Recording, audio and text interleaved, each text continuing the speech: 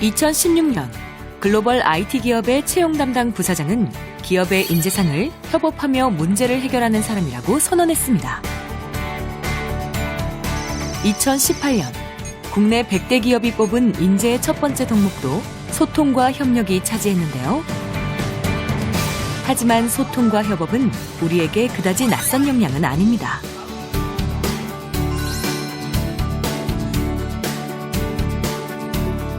협업 능력이 가장 자신 있어요. 소통 및 협업 능력이 잘 가지고 있어요. 대화하는 소통 능력이 제일 많다고 생각해요. 평소에 친구들과 대화로 많이 얘기를 하고 대화로 풀어가려는 노력을 많이 하기 때문에. 2019년 소통 및 협업 능력은 왜 다시 미래 인재의 조건으로 주목받고 있을까요?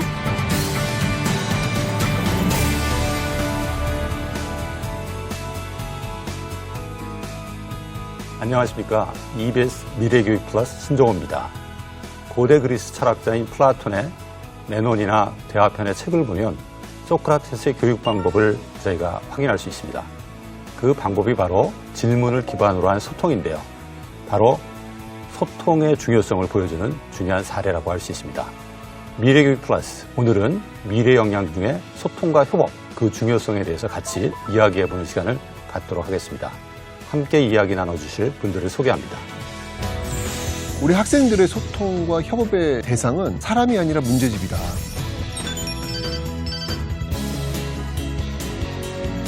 나와 똑같은 생각을 가진 사람만 하고 얘기하고 싶은 굉장히 인스턴트적인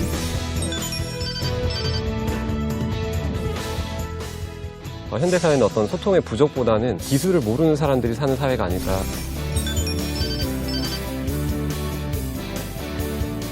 너무나 많은 시간을 교과서와 소통하고 경험해보지 않은 게 가장 큰 문제인 것 같아요.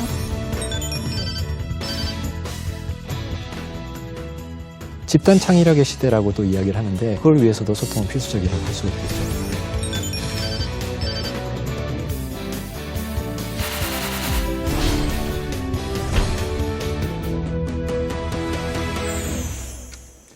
최찬호 선생님, 네. 오늘 우리가 왜 모였죠, 여기? 저야 미래교육 플러스니까 미래교육에 대해 이야기를 좀 해야 되는데 요즘은 뭐냐 지구를 구하는 것도 협업에 의해서 구하더라고요. 보니까 그렇죠. 어벤져스.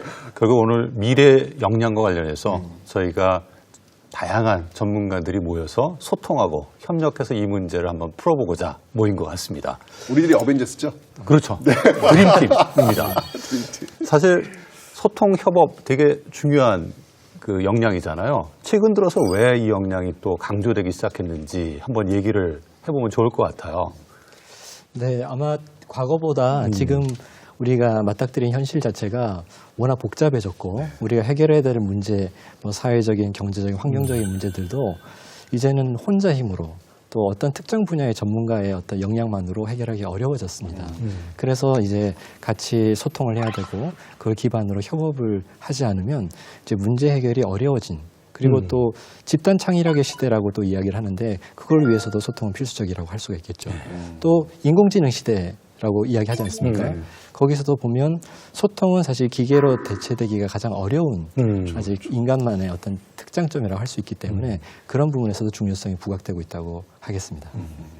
사람들이 이제 AI를 굉장히 두려워하는 이유 중에 하나가 사람들이 가지고 있는 직업들을 대체할 것이다라고 얘기를 많이 하거든요. 그러면 결국엔 사람은 기계가 못하는 것, 인공지능이 하지 못하는 것을 해야 되지 않을까라는 생각이 들고요. 그것을 제일 못하는 게 바로 이제 저는 소통과 협업이라고 생각합니다. 저희가 아무래도 혼자 배울 수 있는 힘보다는 함께 소통하고 협업할 때 본인이 예상했던 것보다 훨씬 그 이상의 시너지와 많은 것들을 배워낼 수 있다고 생각해요. 그래서 그런 부분에서 소통과 협업이 중요하다고 생각하고 사실 피상적으로 되게 얕고 넓은 관계에서 만나는 많은 사람들과 순식간에 소통하고 협업하는 그런 상황이 현대사회 그리고 갈수록 미래사회에 더 많이 요구된다고 생각하기 때문에 소통과 협업 역량이 중요한 거 아닐까 싶습니다. 저는 소통과 협업이 중요한 거는 기본적으로 우리가 같이 사는 세상이기 때문이 아닌가 생각을 합니다. 이제 혼자 할 수 있는, 개인이 할 수 있는 일들은 사실 기계나 컴퓨터가 대신하기 때문에 결국은 이제 어렵고 힘든, 그래서 다른 사람과 같이 하는 일들이 필요한데 그거를 다른 사람에게 이야기를 잘 못하고 다른 사람의 이야기를 잘 수용하지 못하고 역할을 나누지 못한다면 그 어마어마한 일들을 할 수가 없겠죠. 그래서 소통이나 협업은 어쩌면은 지금 복잡하기 때문에 필요한 개인의 역량이기도 하지만 같이 살아가기 위해서 필요한 역량이 아닌가 생각을 합니다. 왜 한자의 사람인이라고 하는 게 이제 두 명의 사람이 이렇게 서로 기대고 있는 모습, 뭐 이런 것들에서 출발한다고 했기 때문에 옛날부터 있어 왔던 건데, 우리가 지금 이제 이야기 될 건 뭐냐면 미래 교육에 있어서 좀 개념을 좀 정리하고 미래 교육에 있어서 소통과 협업은 과연 어떤 의미일까? 과거의 어떤 그런 의미와 좀 다른 어떤 의미일까? 교수님 한번 좀 설명 좀 해주시죠. 네, 저는 뭐 소통과 협업이라는 것이 이전에 비해서 가지고 있는 중요성이 더 부각되고 있을 뿐이지, 부각되고 있다. 네, 소통과 협업의 기본적인 속성은 크게 차이가 없다고 생각을 합니다. 그래서 소통이라는 것은 기본적으로 이제 그 서로들 간의 뜻이 뭐 오해나 왜곡 없이 잘 전달이 되는 것이죠. 네. 또 소통이 되지 않으면 사실 상호 이해나 협력이 일어나기도 어렵고요.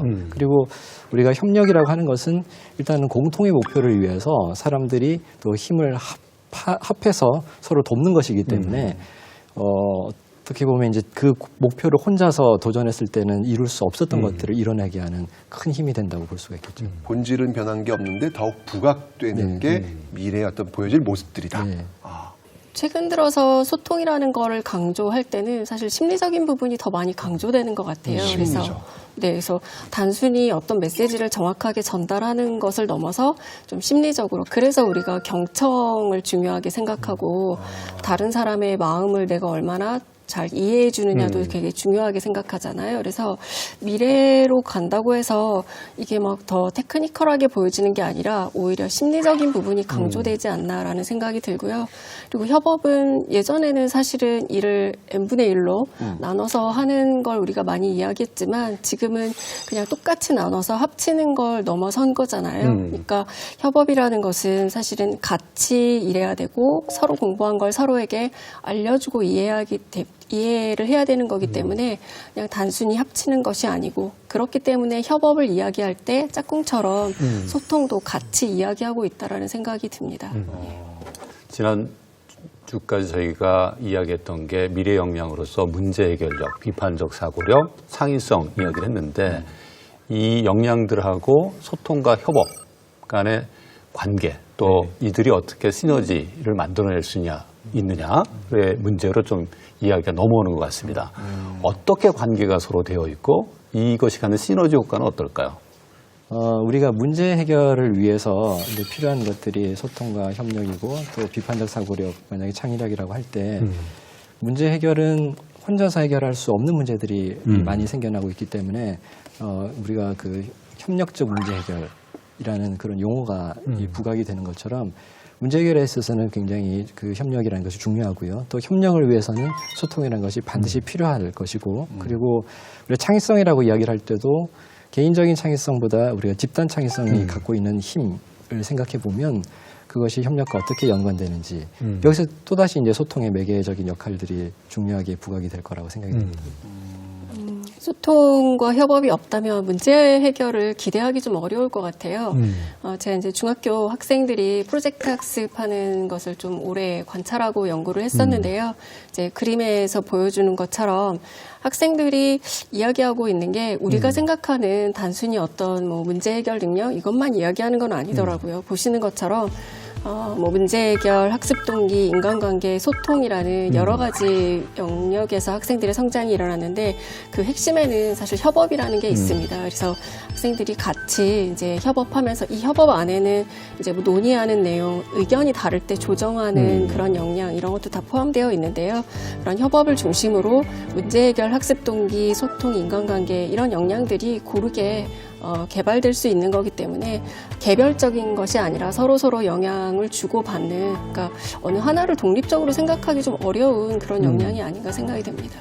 이 소통과 협업이 상당히 중요한데 지금 우리 학교 교육에서 소통과 협업이 잘 교육되고 있는지 이건 좀 우리가 좀 생각을 해봐야 필요가 있는 것 같아요. 아직까지도 우리 학교 교육에서는 경쟁에서 이기기, 살아남기가 협업이나 소통보다 더 강조되는 게 아닌가 이런 생각이 좀 드는데 우리 최천 선생님 어떻게 그러니까 좀 생각하십니까? 저 때도 그랬지만 지금도 마찬가지 아닌가라는 생각이 드는데 우리 학생들의 소통과 협업의 대상은 사람이 아니라 문제집이다. 아, 그러네요. 네, 그걸 갖고 열심히 소통을 하고 열심히 협업을 해야 결과가 나오는 거니까, 점수가 나오는 거니까 옆에 있는 사람하고 소통하고 협업할 시간이 없어요. 그 인터넷 강의도 포함해 주세요. 그렇죠. 기계와 문제집과 교과서와의 어떤 소통과 협업이 실제적으로 가장 효율적 그러네요. 방법의 결과를 낼 수 있는 그런 모습들이 아닌가라는 생각은 저는 들어요. 네. 우리 현장에 계신 선생님들 입장에서는 어떻습니까? 사실 뭐 부정할 수 없는 게 사실은 지금 말씀하신 내용이라고 보고요. 저도 이제 일반계 고등학교에서 근무하다 보니까 어떻게 뭐 따로 얘기할 수가 없습니다. 뭘 막 한다고 해도 뭔가 만들어내자, 뭐 해보자라고 했다가도 시간이 딱 끝나면 저 학원 가야 돼요. 라고 이야기하기 때문에 굉장히 좀 접근하기 어려워서 실제 수업에서 제 수업 시간에 권한을 가지고 있을 때 진행을 하지 않으면 굉장히 힘든 요소였던 것 같습니다. 소통과 협업이 활발하게 이루어진다는 것은 그 수업이 수평적인 성격을 띈다라는 것인데요. 근데 아직까지 우리 대부분의 수업은 그 수직적인 방식, 그러니까 일방향의 강의 중심으로 이루어지고 있기 때문에 소통과 협력이라는 게 수업 시간에 이렇게 실제로 구현될 그런 빈도는 매우 낮은 것이 현실인 것 같습니다. 그것은 뭐 대학도 그 뭐 예외가 될 수가 없는 것 같고요. 그리고 학생들 간에 만약에 소통과 협업을 이야기하면 그러면 비교과 활동 측면에서는 좀 그게 활성화될 수 있는 측면이 있는데 입시의 규정력 때문에 특히 그 아이들이 그 아까 이제 문제집하고 소통한다 그랬는데 출제자의 의도와 소통을 해야 되는 맞아요. 네, 진짜 그래서- 수업할 때도 잘 들어야 돼. 이게 지금 출제자의 의도가 뭔지를 파악해야 돼. 이게 어떻게 보면은 한 수업의 목표일 수도 있어요. 네. 네. 그래서 굉장히 획일화되는 거죠. 그렇죠, 정답이 그렇죠. 있는 것이기 네. 때문에. 그래서 아이들은 아까 그 소통이라는 것은 기본적으로 공감 능력, 심리적 측면이 요즘 이제 중요한 부분을 차지한다고 했을 때 교육에서 일어나는 그런 소통이라는 것은 문제집과의 소통, 뭐 출제자의 의도와의 소통이라는 것은 전혀 그런 부분은 아니라고 볼 수가 있겠죠. 그렇죠. 당연하죠. 또 한 가지 측면은 이제 협업적인 측면인데요. 그러니까 대학에서도 보면은 조별 과제 학생들 굉장히 되게 싫어합니다. 싫어요. 조별 과제 연간 검색어가 극혐 뭐 이런 겁니다. 아, 진짜요? 대학생들이? 예. 저는 그래서 오히려 그런 연습을 중학교, 고등학교, 초등학교 이때 해야 된다는 생각이 맞아요. 들었죠. 연습 안 하고 이제 올라가야 안 하고 올라갔기 때문에. 네네. 근데 저는 교수님하고 조금 이제 다른 경험을 했었는데 이제 학생들 가르치다 보면은 한 10년 전에 가르쳤던 학생들이랑 지금 가르치는 학생들은 좀 달라진 것 같거든요. 아, 그래요? 근데 어떤 아까 선생님께서 중학교 때부터 초등학교 때부터 좀 연습이 필요하다고 했잖아요. 선생님들이 워낙 잘 가르쳐서 보내셔서 그런지 10년 전의 학생들보다는 좀 더 적극적으로 발표하고 팀 활동이나 이런 걸 잘하는 것 같아요. 다만 이제 내가 더 많이 하는 거는 싫어하는 거죠. 의견을 내고 이런 것들은 조금 더 잘하는 것 같은데 내가 좀 더 손해보는 거, 내가 더 많이 하는 거, 이런 것들은 조금 싫어한다라는 생각이 들더라고요. 그렇죠. 예. 일단은 저희가 오늘 소통, 협업 두 가지를 얘기하는데 이제 소통의 문제점에 대해서 좀 우리가 이야기를 깊이 있게 해볼 필요가 좀 있을 것 같아요. 왜 안 될까요? 이게 개인주의 또는 경쟁 이런 것도 원인일 수 있지만 다른 이유들이 우리 학교 안에서 또 우리 사회의 소통을 좀 방해하고 있지 않나 이런 생각을 하게 되는데 어떤 원인이 좀 있을지 좀 이야기를 해보시죠. 근데 사실 좀 이상하죠. 요즘 보면은 다 그 스마트폰 들고 다니고 있고 그렇죠. 실시간으로 외국에 있는 친구하고도 다 SNS로 다 소통하고 있는데 소통이 부족한 시대라는 이야기를 하고 있는 걸 보면 뭔가 이렇게 소통의 매개물 이런 것들은 매우 발전했는데 왜 사람들은 소통의 부재 뭐 이런 이야기를 할까라고 하면 아마 진정한 소통의 부재라는 생각을 하고 있는 게 아닐까 하는 생각이 듭니다. 진정한 소통. 네, 그래서 우리가 SNS 상에서 이루어지는 그 소통의 형태들을 보면 대개 다 보면 과시가 많습니다. 그래서 그 예전에는 뭐 예전에도 과시는 있었지 않느냐. 옛날에는 사람들이 만났을 때 들고 가서 보여줄 수 있는 것들만 자랑할 수 있었는데요. 이제는 사실 자기 집에 있는 것들 다 찍어서 뭐 사진으로 다 보여주기 때문에 그걸 보고 상대적 박탈감도 느끼고 그 다음에 또 뭔가 이렇게 의견이 다르거나 마음에 맞지 않은 친구는 또 SNS에 차단을 해버립니다. 그러니까 그런 것도 가능해졌죠. 그리고 우리가 주로 어떤 상대하고 SNS라든지 아니면 어울림을 갖는지를 보면 주로 자기랑 비슷한 사람들이에요. 그래서 비슷한 생각을 가지고 있고 비슷한 정치적 견해를 가지고 있고 그리고 이해관계에서 부닥칠 일이 없는 사람들이죠. 그래서 그런 면에서 보면 저는 그게 어떻게 보면은 끼리끼리 그룹 내의 소통들은 더 원활해질지 모르지만은 그룹 간에 그러니까 어떻게 사회자본을 이야기하면은 결속형 사회자본은 강해질 수 있는데 연계형 사회자본은 좀 희박해질 수 있는 그런 측면들이 있는 것 같습니다. 쌍방향적인 소통이 일어나지 못하고 어떤 일방향적인 나의 과시하는 뭐 이런 부분들의 소통이 이루어지는 부분 그런 것들이 현대사회는 어떤 소통의 부족보다는 어떻게 소통을 해야 할지에 대한 그 기술을 모르는 사람들이 사는 사회가 아닐까 싶다는 생각이 들어요. 그러니까 예전에는 아무리 그 어떤 관계의 수는 적었을지 모르겠지만 말씀하신 대로 진정한 소통이나 어떤 깊은 대화 이런 쌍방향적 소통이 더 많았었던 것 같아요. 그런 데서 오는 자연스러운 어떤 소통과 협력의 어떤 기술 습득이 있었던 것 같은데 지금은 이제 그런 것들을 학교에서 기술이라고 칭하면서 가르쳐줘야 되는 그런 어떤 시대가 되지 않았나. 네, 그런 부분이 소통의 부족함을 만들지 않나 싶습니다. 그런 거 보니까 카페 같은데 옛날에 저희 대학교 다닐 때 카페나 이런 데 가면 그 사람들끼리 막 이야기를 하는 장면이 많이 있어요. 근데 요즘 카페는 이야기하는 장면이 별로 없더라고요. 아니, 보니까. 이야기를 그 핸드폰 가지고 하더라고요. 그러니까요. 얘기를 안 하고. 네, 그래서 참 요즘 카페는 이렇게 SNS 가지고 조용해졌다고 하니까 이게 참 그런 느낌. 공감할 수 있는 여지가 사라지는 것 같아요. 그쵸. 예, 그게 확 이게 변화가 되네요. 차이가 되네요. 예. 조금 다른 방향에서 생각을 해봤는데요. 여유가 없다 이런 것들이 이제 제가 생각하는 좀 여유가 문제라고 없다. 생각이 듭니다. 뭐 저희가 사실 전쟁 후에 굉장히 60년, 70년 만에 급격한 발전을 했잖아요. 그러면서 나 스스로가 살아남는 거에 초점이 맞춰져 있었던 것 같아요. 그러다 보니까 그 방법이 다른 방법은 별로 없어요. 교육 외에는. 그러다 보니까 교육 경쟁 뭐 이런 것들로 계속 경쟁에 내몰리는 것이 이제 바로 문제의 시작이 아니었나 이런 생각이 들고요.